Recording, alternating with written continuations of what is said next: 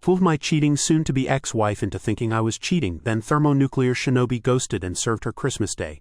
I hope you've got some time and a snack because this one is going to be super long, as the events that follow span from late 2019 to last week. As per the rules, all names are altered herein. Okay, so here's the backstory. My soon-to-be ex-wife was my high school sweetheart. We started dating in 1992 when we were both 17, we're both 45 now, and have been together ever since. She's the only woman I've ever been with my entire life. We married 5 years later at 22, fresh out of college. A year later we had our first of 2 children, both boys. 22 and 17, 23 years I gave to her, built her a house, worked my ass off to give her the life she wanted. Sure, we had rough patches, but what marriage doesn't? Even in the worst of times, we found a way to pull through and come out the other side better, which made the discovery of her affair that much more jarring. Flashback to March 2020 when I first got the feeling something was off. For a good 2 months prior, we were in a funk.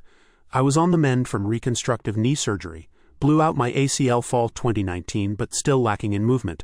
At the time I only had about 55% range of motion on my knee. This took a toll on quite a lot in the house.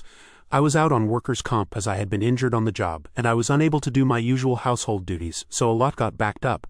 My sons would do what they could, but tasks only I was capable of doing had to be put on the back burner, or my wife had to do, which she wasn't pleased with. Things also crawled to a standstill in the bedroom between us. It had already slowed down prior to my injury, but in the state I was in at the time it completely stopped. During these months she, we'll call her Sue, was spending more time hanging with co-workers after work. Between November 2019 to March 2020 it was a regular occurrence for her. Naturally, I thought nothing of it. I've never in the 23 years I'd been with her had any reason to worry or not trust her. She has her friends, I have mine, and we have mutual. I'd go hang out with my friends all the time and there was no issue. It was all above board. It was around January of this year that I noticed something odd. Sue started getting noticeably distant with me. Sure, we were in a funk, but she'd never deny me affection to that point.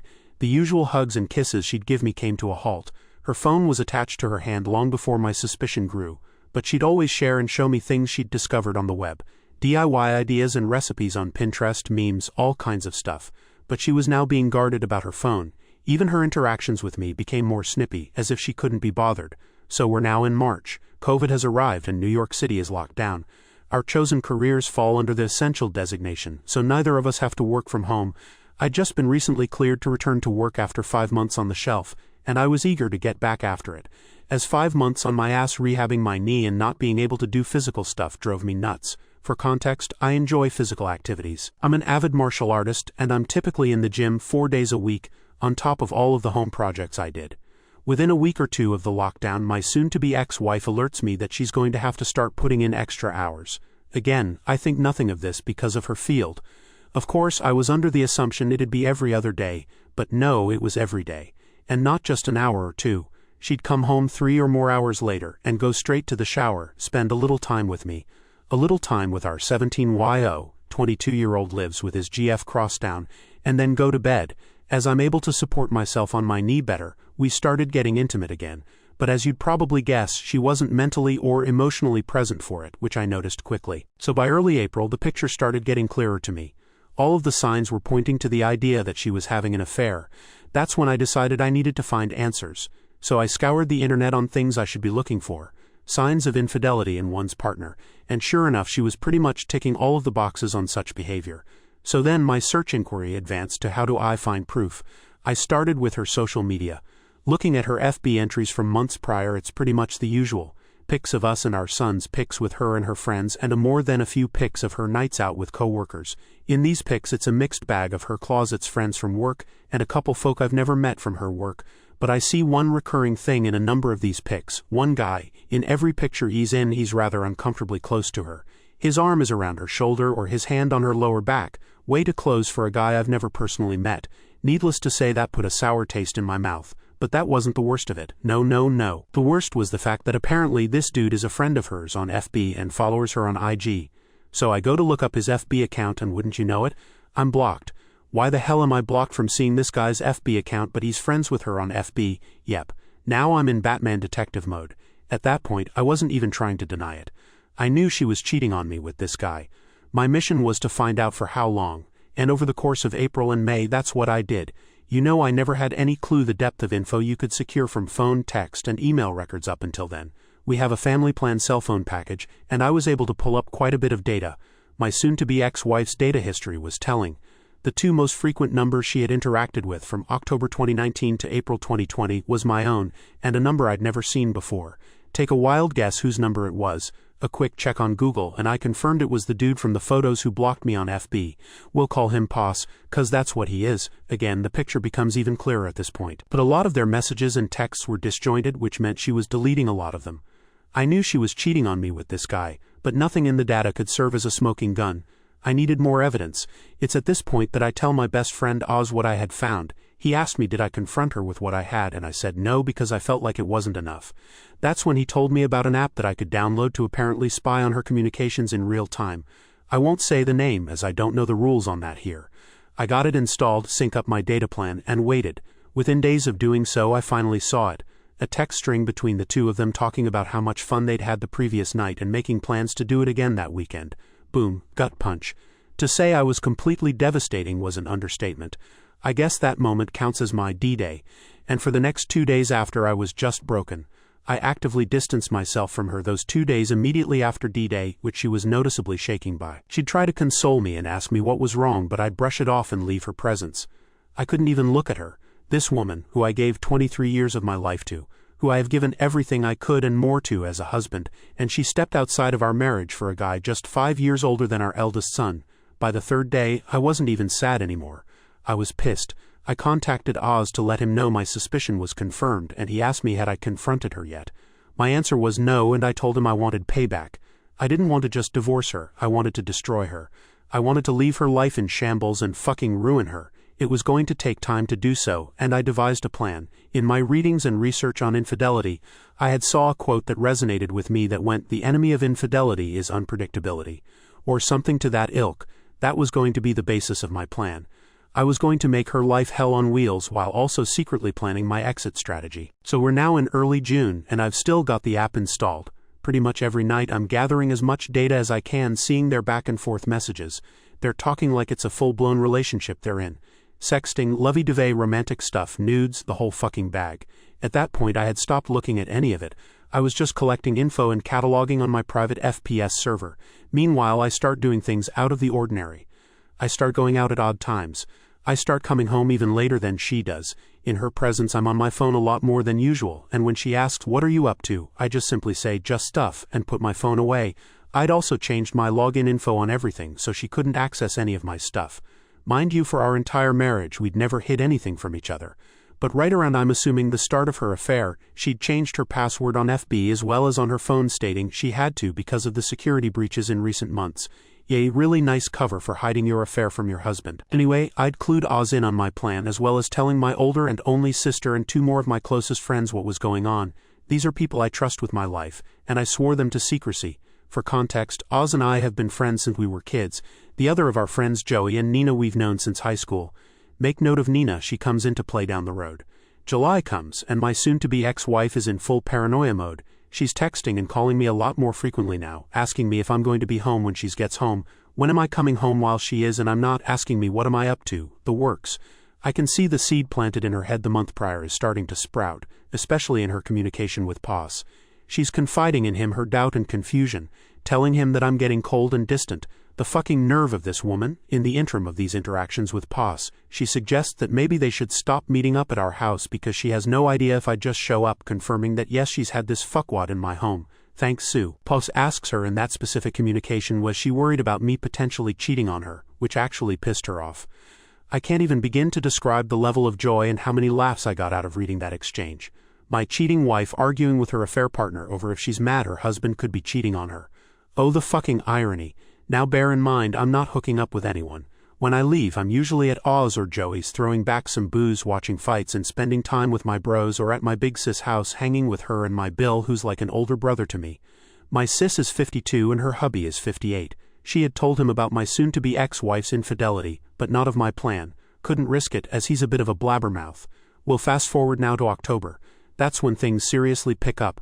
I've been in my faux affair for 3 months now, and Sue is hyper-aware of the fact that I'm actively pulling away from her. It's been as long as the day I enacted my plan until the day she confronted me, October 20th, 2020, that I'd even touched her. No hugs, no kisses, no initiation of intimacy. Nothing. Not like she needed it, she was still fucking Poss just at his place or at motels. So that afternoon she calls me at work, which wasn't rare before all this began, but certainly hadn't happened in a while, and asked me to come straight home after work, saying she had something important to tell me. I'm not gonna lie to you all, I half believed she was going to come clean about her infidelity, but she of course didn't. Instead, I get home to her asking me was I unhappy with her. The fucking nerve. She cites the fact that I've been spending way too much time away from home. I don't show her affection anymore, and our sex life has completely died. She tells me she's worried I'm pushing her away because I was resentful of how she treated me the months I was rehabbing my knee. And then came the punchline. She fucking asked if I was cheating on her. Folks, I fell out on the floor laughing hysterically. And when I say hysterically, I mean Joker laughing gas hysterical. On the surface it looked like, to her assuming, it was me laughing off the notion of being unfaithful. But it was of course actually me laughing at the sheer irony of what was happening in front of my eyes. I'm tearing up, pounding on the floor in complete hysterics for a good 2 minutes before I compose myself enough to answer. I sit up and look her in the eyes for the first time in months, shaking my head, but I don't give her an answer. I stand up, brush myself off, kiss the top of her head, and go about settling in for the night. Later that night, as I'm in my office, I decide, you know what, given the brevity of what happened, I wanted to see what she was telling him. So I fire up the app, and sure enough they're actually texting in real time. She tells Poss, I know he's cheating on me. I asked him tonight and he literally laughed in my face. He fell on the floor and laughed for like 5 minutes. It wasn't 5 minutes, obviously. He doesn't even care how I feel anymore. I don't know how or why, but he's gone. I know I've lost him. This is karma, I know it. The smile I had on my face reading that must have resembled the Cheshire Cat. She was breaking. Poss attempted to console her, saying that if I cared enough for her, she wouldn't have had come to him to give her what I wasn't giving her. But the tone of her responses told me she was having doubt now. She had the nerve to step out of our marriage because I was unable to fulfill my role as a husband due to legitimate injury, and kept the affair going for at that point nearly an entire year. But the idea of her losing me to another woman was enough to make her waver. What a fucking weakling. Now during all of this, I was also exacting the second part of my plan for payback, getting all of my affairs in order financially. In September, I had met with a family attorney to get the ball rolling on divorce paper. With the mountain of evidence I'd piled up to that point, New York is an at-fault state as far as divorce, and the overwhelming amount of proof I'd gathered displaying Sue's infidelity pretty much solidified I could nail her to the fucking wall in a divorce case. My lawyer instructed me to get all of my financials in order in preparation for whatever division of assets might come as a result. I went one better than that, secretly pulling all of my money out of our joint account and putting it in my personal account. I also started shopping around for an apartment as part of Phase 2. We're now in November and I've not changed my behavior. In fact, I've ramped it up. This is where my friend Nina comes into play. For context, Nina and Sue have never been what you call close. I met Nina freshman year of high school 2 years before I met Sue. Even way back then, Sue has seen Nina as a threat, as she's my closest female friend. There's always been an implied, I don't trust her from Sue regarding Nina. She's never addressed it directly, but it's obvious to anyone who pays attention. Conversely, Nina's never been a big fan of Sue. Early in me and Sue's relationship, Nina called to attention to me how Sue was pretty much imposing herself into our little square of friends, whereas I didn't do the same with Sue's set of friends. That irked Nina because she knew why Sue was doing it. Her. Among Sue's circle even now there are no male friends, aside from Poss, whereas Nina is the only girl in my square. Nina had been stuck overseas due to the virus, and finally returned to NYC November 3rd Road. Oz, Joey and I decided we were gonna celebrate her return with a night at Joey's house for dinner and drinks. There was only 5 of us, Oz, Joey, Joey's wife who is also Nina's sister, Nina and myself. Sticking to CDC guidelines, we take the Rona very seriously. Nina, being the evil mastermind she is, comes up with an evil idea to trigger Sue. She suggested we take some photos in the same vein of the photos I discovered of Sue and Poss months prior, and post them to my FB. And that's just what we did. It wasn't until the 5th that Sue got wind of it. As I'm guessing, a few friends noticed my updates and saw how uncomfortably close I was with Nina. This really fucked her mind up because she still believed I was cheating, and I can almost guarantee she wanted to accuse Nina, but she knew that Nina had been stuck in Europe for the majority of the year. Still didn't stop her from attempting to dress me down that night for being so, as she said, handsy in the pics. I saw this as a golden opportunity to deliver the lead jab for my knockout blow. I say, so what about the pics with you and Poss from last year? He was pretty handsy in them. But did you see me get bent out of shape over it? Deer in headlights, it was the first time I even mentioned the dude's name throughout all of this. The hamster wheel in her head started reeling in real time as she tried to explain away those pics. To that point she hadn't even known I saw them. That's little I use FB. When I actually do post something it's like an event to people. which is why the pics with Nina specifically got so much traction among our circles. And explain away she did. He's that way with everyone, he's just a really friendly guy. I can see how it looks, but there's nothing there. I'm sorry if those pics hurt you. I'll delete them. No, the pics aren't what hurt me. The year you've been fucking the dude whilst lying to me that you're working extra hours and hanging with friends is what hurt me. But vengeance, as Lieutenant Worf from Star Trek TNG so famously said, is a dish best served cold. From that night, Sue was being extra specially clingy and attentive to me. Like, annoyingly so. She's tried to initiate affection and intimacy with me, and I'd stonewall her at every chance. All the while I'm still archiving everything she's saying to Poss. Mind you, by this point I'd long since gone numb. Any desire I might have had to save my marriage was dead. I checked out the day I enacted the first phase of my plan. She's confiding in him that I've gotten worse, that she doesn't know what to do, and she feels like I absolutely hate her. I do. Then comes the bombshell. She says she can't see him anymore. The guilt is too much for her, and she feels like karma is suffocating her. She can't risk losing me. She says that she loves Poss deeply, but she's still in love with me, and she has to save her marriage before she loses me. No, my dear, you're about 8 months too late for that. Poss loses his shit, saying such lovely things as he doesn't love you the way I love you. And you're making a mistake, you can't just throw me away like this. That text chain would be the last they'd have until about 3 weeks ago. Throughout the remainder of November into December, Sue is stuck in limbo. She's trying to gauge where my headspace is and is still unable to tell if I'm actually being unfaithful. Meanwhile, Poss is steadily blowing her phone up daily, but she's not responding to him. I'd see her check her phone often, to quickly put it away. Meanwhile, phase 2 of the plan was now officially complete. The divorce papers were done. I'd found me a studio apartment in Co-op City, New Yorkers will know the area, and signed a 2-year lease on it. All of my money was in my personal account. I was ready to throw my haymaker. So we're now at Thanksgiving. My oldest and his GF were hosting a small gathering of our immediate families. So them, oldest and his GF, oldest GF's parents, she's an only child, myself, Sue, and our youngest. We have a great night. My oldest GF is studying to be a chef, and she did all the cooking herself. The girl can fucking cook, let me tell ya. As I had to keep up appearances of nothing being wrong between Sue and I initiated affection with her several times that evening, kisses on the cheek, cute lil hugs, wrapping my arms around her shoulders from behind. The gestures didn't go unnoticed by her, as she reveled in it. Bear in mind, this was the first time I touched this woman since I kissed the top of her head the night she confronted me in October.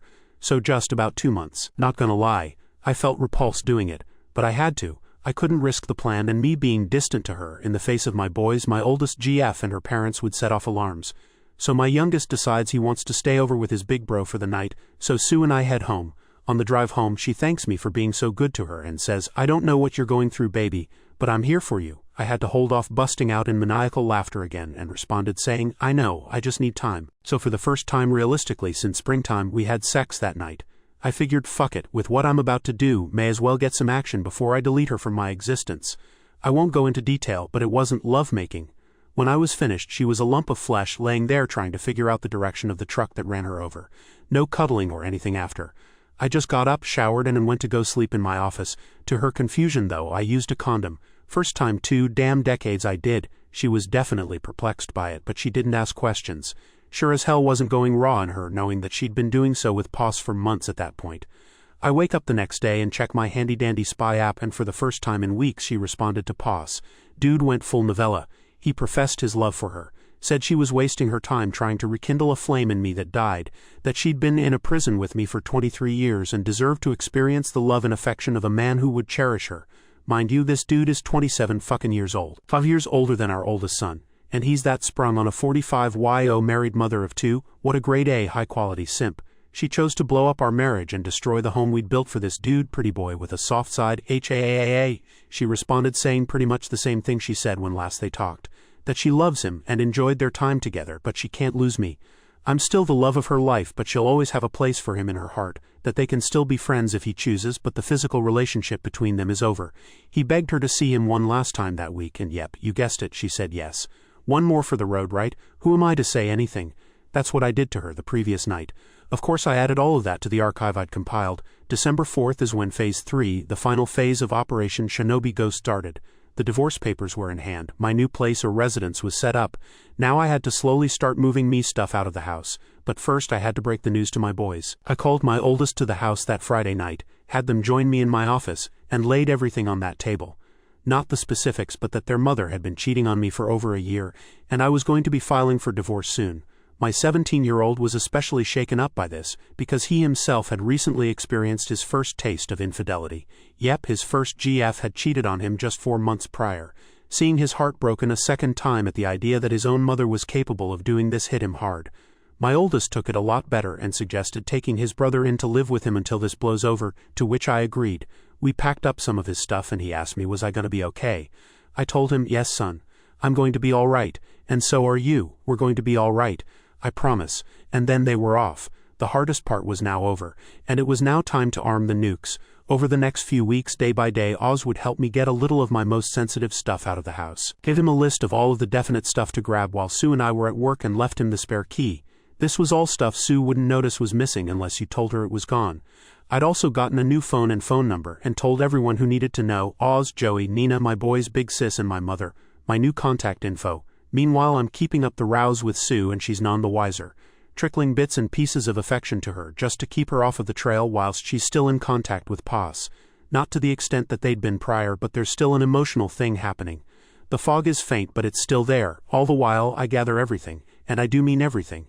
Every bit of data I've archived since I started the plan, call logs, texts, pics, emails, everything, and start making printouts. Folks, I must have spent over $1,500 on staple supplies, printer ink, paper, binders, the works, and I cataloged everything in order from the beginning of the affair until that last bit 2 weeks ago, December 16th in the binders, 14 of them. I then put each one in a box and gift-wrapped each, addressing them to various people.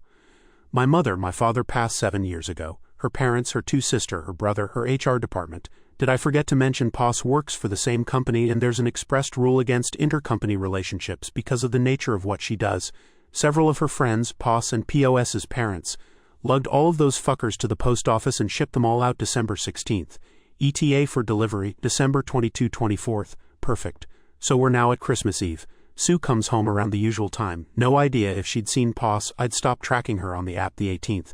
Figure I'd gotten all the mileage I needed from it. As per usual, she showers, hangs out with me a bit. I blow her back out on the living room couch. I know I'm a fucking asshole, and she turns in for the night. The final phase was upon me at long last.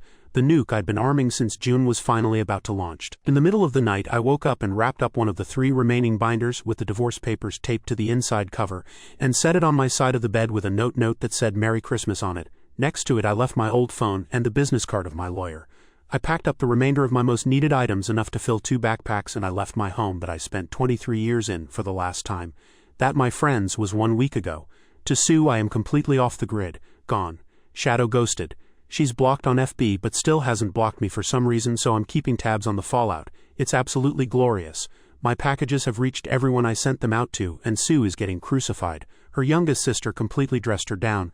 Both of her parents have condemned her. My mom absolutely destroyed her. Like, holy shit, I know my mom has a mean streak, but the things she called Sue were unfucking holy. She's been frantically trying to find out if anyone knows where I am, but those that do aren't saying a word. All over her FB feed she's desperately trying to reach me, because I'm guessing she knows I'm likely looking. But I'm not saying a fucking word to her without my lawyer present. That'll be the next time I share oxygen with her. She's got no way of spinning the narrative to paint me as the bad guy, because I've exposed her to everyone who matters to her. And from what a mutual friend who works in the same company as her, she and Poss apparently are being put on administrative leave as of tomorrow, so yay, chances are she'll be going into 2021 unemployed. As for the final 2 binders, well, one has been turned over to my lawyer as my final bit of evidence for my impending divorce, and the last one I put in my storage unit to be burned in Joey's fire pit when the divorce is final. Do I feel guilty about this? No, not even in the slightest. 23 years I did right by this woman. I gave her the home she wanted. I gave her the family she wanted. I gave her the life I felt we both deserved, and I loved her unconditionally. Never have I faltered, never have I strayed, never have I even entertained the notion of breaking my vows. When an issue came up that I felt was affecting our marriage, I came to her and told her, and we sorted it out as best we could. She opted to find comfort in another man's bed. Rather than come to me and say she was unhappy with our sex life at the time, she decided to step out with a young punk who gave her the tingles. So no, I have no sympathy for what I did or for her. She can burn in hell for all I care. The most I stand to lose is my house, a car, and maybe a couple $100 a month in alimony, but seeing as the divorce is filed under the statute of adultery, and NYS is at fault, that might get waived with the insurmountable amount of evidence I've provided. As far as I'm concerned, she's dead to me, and I'm never looking back. Christmas Day was the first full day I spent in my new apartment. It's still a work in progress, as I have more stuff I want to get, but overall I've made it my home, since I'm going to be here for 2 years at least. My boys and the eldest GF came over and spent a good portion of the day with me. The GF brought over treats she'd made and also whipped up a really nice meal. I got to sit and talk with my sons in a way I hadn't done in a really long time, and it was nice. My big sis also came over with more goodies and hung out with us also. It had been the first time she'd seen her nephews in nearly a year. Having all of them around did me some real good, as if I were by myself I think I would have just drank myself into a stupor. Everyone cleared out around 8ish, and I decided I wanted to go hang out with Joey and his wife Claudia. Hung out with them for a couple hours, had a couple drinks and then went back home. The next big development happened last week, December 29th, 20. Around midday I get a text from Nina asking if I was busy that night. I of course wasn't, so we agreed to meet up after I got off of work. She shows up and we go to a diner not far from where I work. Here in NYC we're doing indoor dining at 25% capacity thanks to the Rona, but there's mostly no trouble getting seats because so many of us opt not to dine out as much these days regardless. So after we're seated and order our food, Nina pretty much lays all of her cards on the table, and honestly, I knew this was coming. She basically confessed that she's liked me all the way back since we were teenagers, but never got the chance to tell me since Sue swooped in and scooped me up before she could. For context, I've known Nina longer than Sue by 2 years. As I mentioned, she's been the fourth point of my social square of myself, Oz, and Joey. We were the social outcasts in high school. The raver kids who didn't fit into all of the other cliques. Back then Nina had a weight problem and was diabetic. She was the heavy-set goth chick who was super cool but no guy would ever give a second glance at. But we always had chemistry. These days Nina is a personal trainer and yoga instructor. She was the ugly duckling who grew into one hell of a beautiful swan, if I must say. Long story short, we decided that upon the finalization of my divorce, we were going to start seeing each other. And yay, I slept with her that night. Took her back to my new pad and we had a grand old time. Am I ashamed of sleeping with her? Hell no, Nina's been a better friend to me than Sue ever was. That's not saying Sue wasn't my best friend. But through the near quarter of a century I've known Nina, she's always supported me. Even so much as I learned that day willingly taking a step back from her own feelings to allow me to pursue and eventually start a life with Sue. That resonated with me on a level one didn't think it would. That kind of selflessness towards another person is the definition of real love. I know, it sounds like I'm just trying to justify in my head that sleeping with her was the right decision. To me it was, and I plan on exploring what's to come with Nina and I with total commitment. Okay, on to yesterday, the day I met my wife and her lawyer to discuss the divorce. It's now been 2 weeks since I ghosted my STBXW. This past Monday I got a phone call from my staking that Sue's attorney has scheduled a meeting for us to discuss the terms of divorce on the 6th of January 21, which was yesterday. I met with him the Tuesday morning to discuss the terms I'm wanting. Long story short, uncontested divorce under the grounds of marital neglect from Sue. My terms are full division of assets, and me selling my half of the house ownership to her. She can have it. We keep our respective vehicles. I keep my cabin in the Poconos. And under the pretenses of marital neglect, she gets no spousal support from me. As for 17, what I'll refer to my son as from here on, he's free to choose who he wants to reside with following the divorce, which will most likely be me. So Wednesday comes and I show up to my lawyer's office dressed in my Johnny Cash best. My wife and her lawyer, she looks like shit, barely holding it together. I give the stone face. I won't bore you with the lawyer babble, but her lawyer presented an offer for terms of reconciliation. I shot them down almost as soon as she finished listing the details of the request. Like I said, I'll spare you the details of the meeting. Long story short, we agreed to a legal separation leading to an uncontested divorce. The only revision is that I will pay her $653 a month of temporary spousal support to cover the cost of utilities until she's gainfully employed again. Yep, she got fired for fucking POS. He got canned as well up to a year after the finalization. I make enough that it won't hurt me financially even if she drags her feet finding a new job, and she's got enough in her savings to live off of for quite some time. Once a full calendar year has passed after the finalization date of the divorce has passed, she's on her own.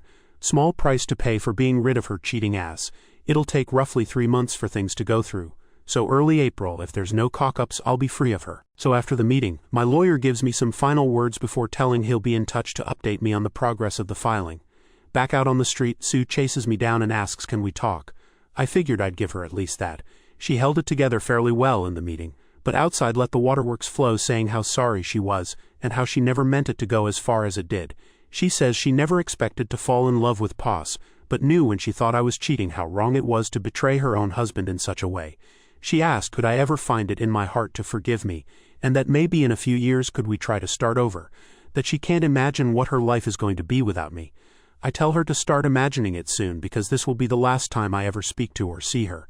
I tell her that 17 is almost a man and old enough to make his own choices as to his own future.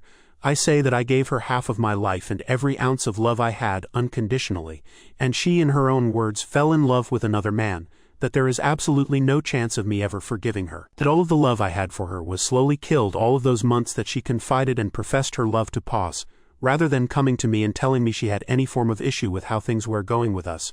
I told her I loved who she once was, but I hate who stands before me, and that if I never see her again it'll be too soon. We are on the sidewalk in Midtown Manhattan, her making a scene, crying her eyes out. A couple folk walk by and give side glances, but at that point I didn't care. I wasn't about to publicly humiliate her. I pretty much already socially and professionally destroyed her, but I needed to get the last bit of emotion I had for her out. I finished my telling her I didn't regret the 23 years I spent being her husband. I regretted that in 23 years she decided the easy way out was the better option, and I have your lovely sons of bitches on Reddit to thank for this last one because it popped in my head just seconds before I said it. For 23 years I thought she was mine, but it turned out it was just my turn.